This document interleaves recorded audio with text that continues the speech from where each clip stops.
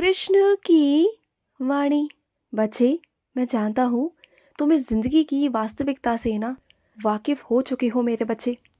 और ना ना चाहते हुए भी मैं नहीं चाहता था कि तुम ये सच्चाई देखो, लेकिन वो तुम्हें सच्चाई दिख गई मेरे बच्चे।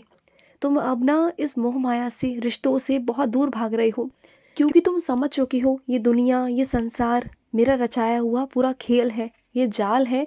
और यहाँ कुछ भी नहीं, सब मोह माया है। सब कुछ एक दिन ना ये माया जाल की तरह गायब हो जाएगा। तुम समझ चुके हो बहुत अच्छे से, इस वास्तविकता से तुम बहुत समझ चुके हो, तुम वाकिफ़ हो चुके हो बहुत सारी चीज़ों से। और अब ना तुम्हारा कहीं मन नहीं लगता। तुम्हें लगता है कि बस अब मैं हूँ जो भी हूँ, तुम्हारा कृष्ण है जो भी है, बाकी सब मोह माया।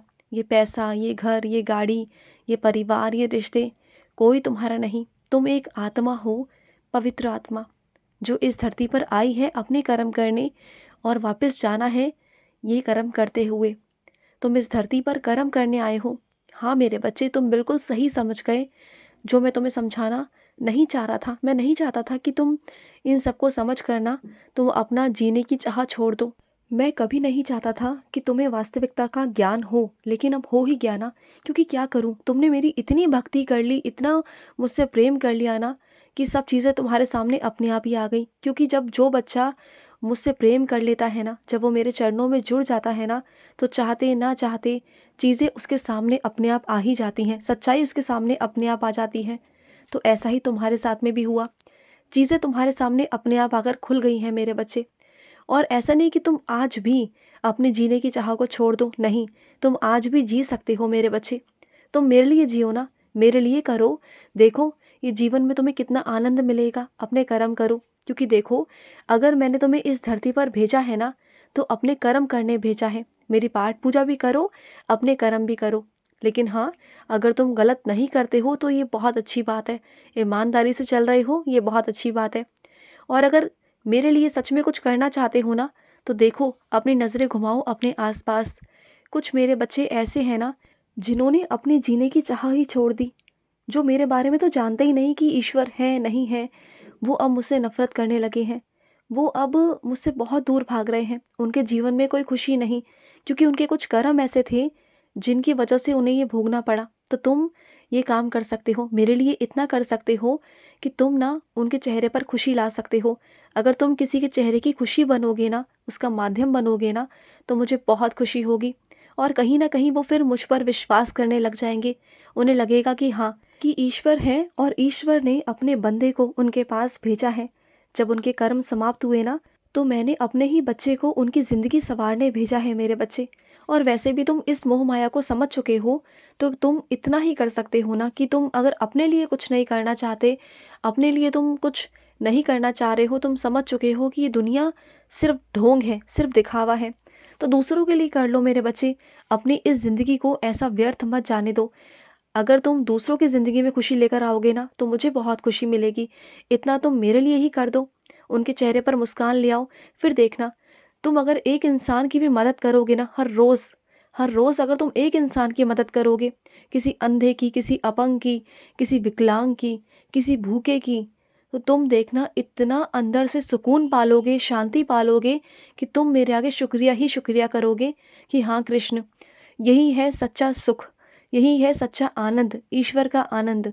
जो आनंद तुम्हें मिलेगा ना, जो सुकून तुम्हें मिलेगा ना, शायद इस भीड़ में जो लोग भाग रहे हैं ना, हर रोज़ भागते हैं, हर रोज़ पैसों के पीछे भाग रहे हैं, हर रोज़ रिश्तों के पीछे भाग रहे हैं ना, उन्हें वो आनंद कहीं से नहीं मिलेगा, उन्हें वो सुकून कहीं से नहीं मिलेगा जो तुम्हें मिलेगा। दूसरे की मदद कर कर जो तुम्हें सुकून प्राप्त होगा ना, वो किसी को कहीं से नहीं मिलेगा। तुम ये करके देखो, और तुम करोगे ना, तो तुम्हें भी अंदर से बहुत खुशी मिलेगी, तुम अंदर से आनंद में रहोगे। और सच तो ये है कि जो इच्छा नहीं रखता ना अपने अंदर से, खुश वही है इस दुनिया में। और जो इच्छाओं में है ना, कि ये भी चाहिए वो भी चाहिए, तो वो इंसान अंदर से हमेशा दुखी है। और इस दुनिया में ऐसा कोई है ही नहीं कि जिसके अंदर कोई इच्छा ना हो, जिसके अंदर कोई दुख ना हो। क्योंकि इच्छा दुख लेकर आती आती है मेरे बच्चे, परेशानियाँ लाती है।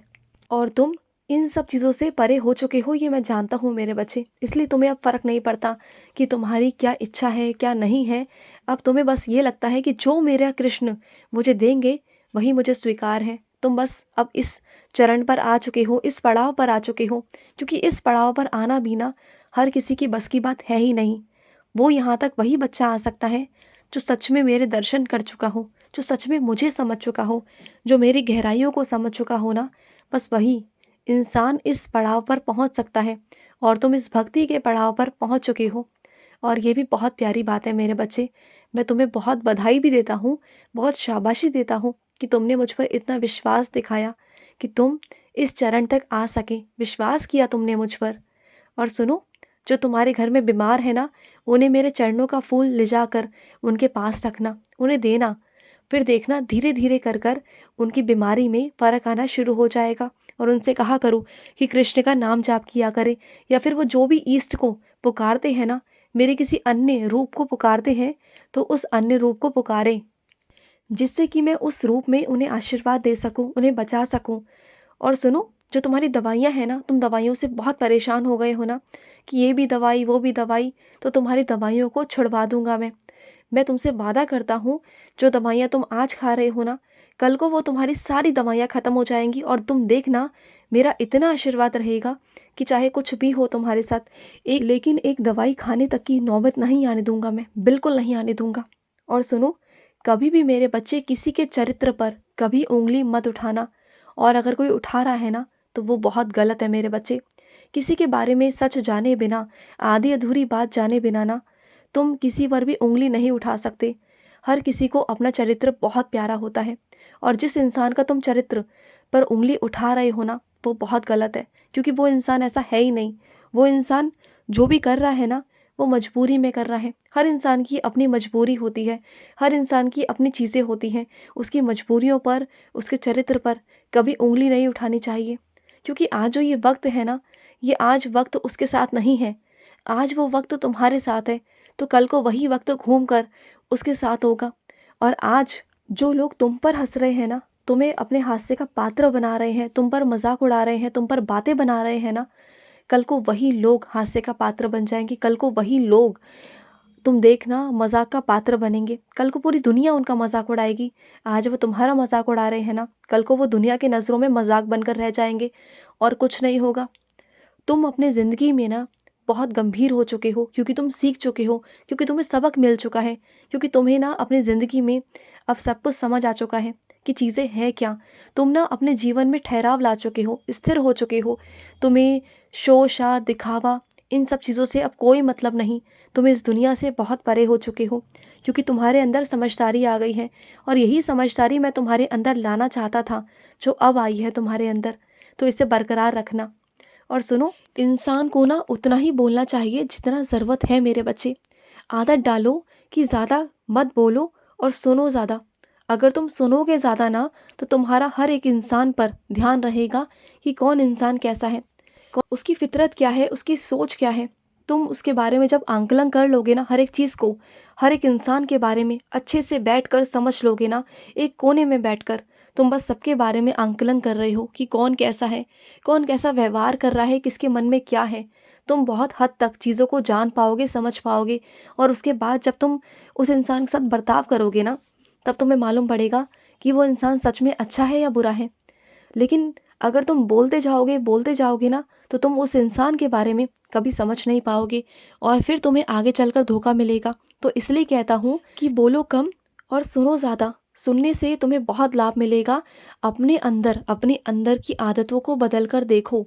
जो तुम्हारे अंदर आदत है ना बोलने की, तुम सुनते नहीं हो किसी की भी, तुम बस बोलने पर ध्यान देते हो, और इसी वजह से तुम्हें हमेशा धोखा मिलता है। तो थोड़ा ध्यान दो अपने ऊपर, काम करो अपने ऊपर। बोलने की आदत को कम करो, सुनने और समझने की आदत को डालो। देखो, तुम कभी जिंदगी में ठोकर नहीं खाओगे, ये मैं तुमसे कहता हूँ। खुश रहो। आज का कृष्ण संदेश समाप्त हुआ। जय श्री कृष्णा।